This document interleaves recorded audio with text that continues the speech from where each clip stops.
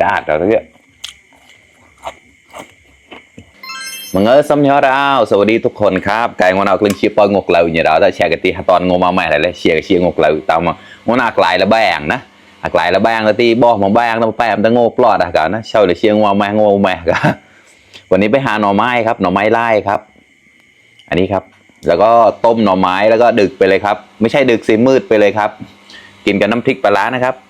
มีต้มยำขาหมูเรือจากวันนั้นนิดหน่อยครับเมย์บอกว่าจังก็ใส่หนูตัวใหญ่นะโสดเฉียดนี่คือหนังไก่ทอดกรอบนะครับน้ำจานแน่เราแต่ที่ซัมกระจายเนี่ยนะเพิ่งเชียงกับมูจอดเราเนี่ยแบงตัวต้าก็ได้ในร้อนๆเลยครับเพิ่งออกจากหม้อเลยครับเห็นไหมเยียกได้กับวิมเพอนะยังมีฟันอยู่เลยครับโอเคครับมากินด้วยกันเลยครับเพิ่งเชียงกับมูจอดเราแต่เยอะตอนกับปลอดตาปอดกันหนานะสแลคงเนี่ยตามงกเลยเดี๋ยวที่แกจะทอดแกะก็ได้แล้วลาดไปเลยครับเนี่ยแซ่บๆครับเชียร์ก็แท้ทั้งหมดนะปะแต่ทำไงแท้ทำเพิ่งแควดูเราว่าเราอันนาบเลยดิไก่แล้วเนี่ยพอวิตาติบัดหนาวนะเป็นเชียงกับมุนจอนะมาเพื่อนๆมาครับ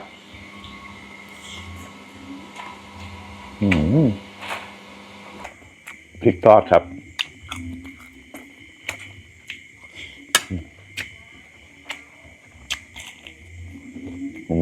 หวาน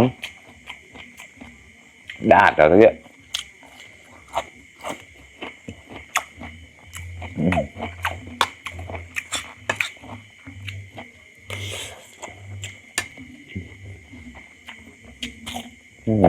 แบบก็สดๆเลยกลายเป็นเศร้าๆกันแล้วบอกจะเสียกันเปล่านะ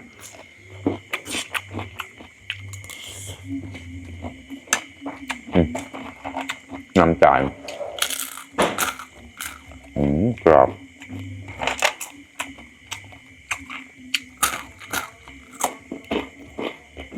อร่อยมาก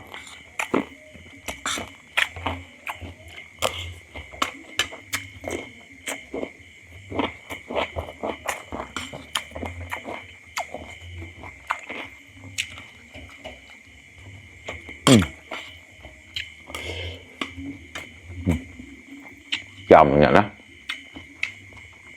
ตอกขบแบกกับตาแล้วแหละเจ็ดหลอดสีสด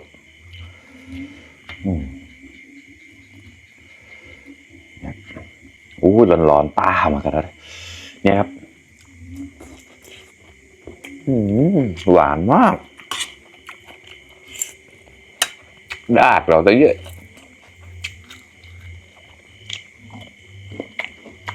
มันจะหวานและกรอบนะเดสต์วันนะเชื่อข้อมาขอ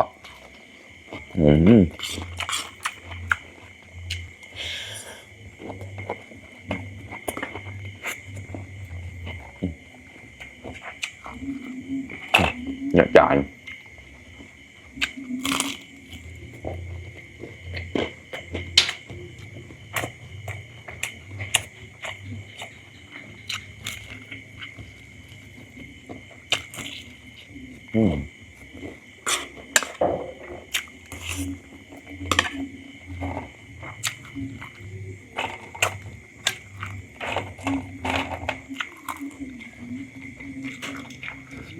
กินได้เนี่ยเชื่อกันหมูนอบละได้ละอีกคำคือเชียร์แต่กล้วยในกล่าวกันนะโอเคผ่านะก็ปาดเจาะนะกล้วยน่าจะเกี่ยปาดแบงนะล่ะโอ้ตามาเลยนะเชียร์กับมะม่วงดิสไลด์คงอย่างเราได้เยอะอยากจะวิมเพราะร้อนๆครับออกจากเตาคือออกจากหม้อครับฟีนเนี่ยข้อ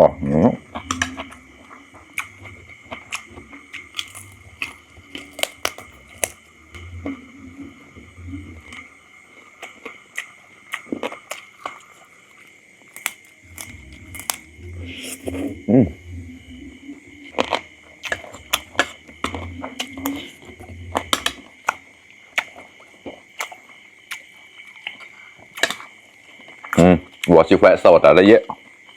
เชียแบงคอเรานะลืมสดต้มยำไปเลยครับ อร่อยเหมือนเดิมเจอดูตู้เย็นได้เลยตาละหมวกคอมเพราะเราก็เยอะต้มยำใส่เหมือนกัน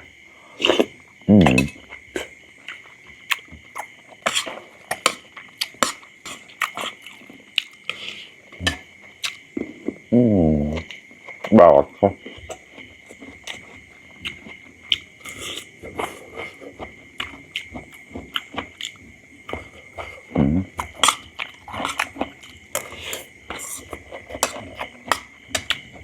เขาในบ้านกลายเป็นไงเปล่านะ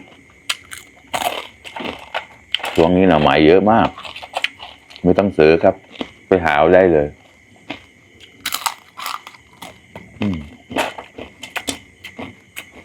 หนังไก่กรอบกรอบ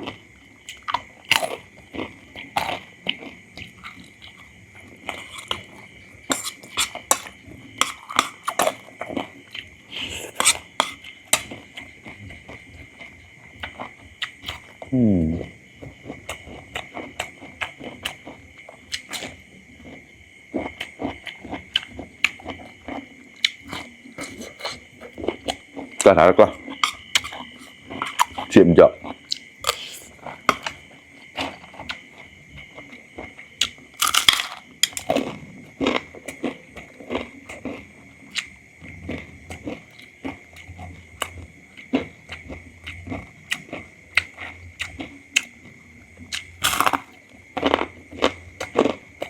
โจ๊กนะครับ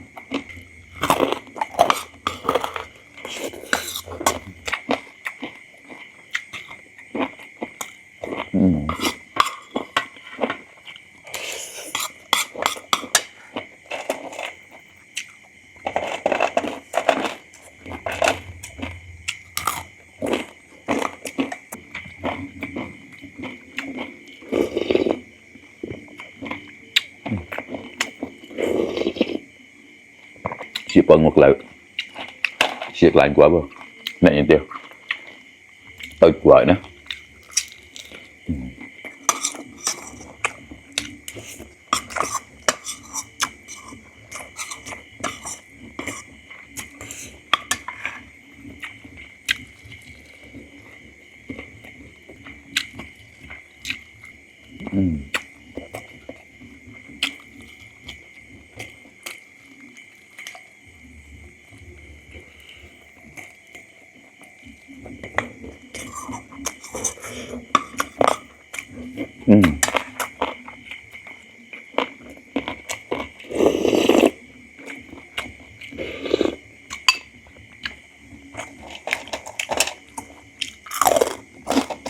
ข้าวเราน้ำตาล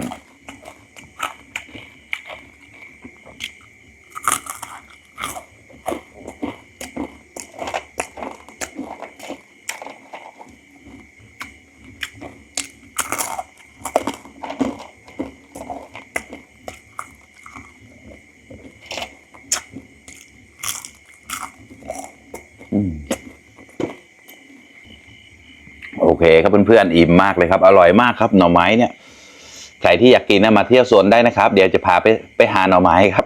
มีกำลังเชียร์ตะลึงหวนเกล่านะแกก็กลายแบ่งมุนจอนะเนี่ยข้อมาการเราเยอะเชียร์หมูมันก็บอกมาหมัวนะอย่าดันนะเพียได้จอละเหล่าได้เพียใช่เนี่ยที่หมูข้อมันก็เชียร์ก็รักแก่เชียร์มันก็ได้ขอบคุณเพื่อนๆที่เข้ามารับชมทุกคนนะครับฝากเป็นกำลังใจให้ด้วยนะครับผ่านได้หลายได้แชร์เนี่ยเราต้องแต่นำมูชีพลันติมังจะมวยเปิดนะเล็บกอมาซอสก็ตั้งกูนราวบายบาย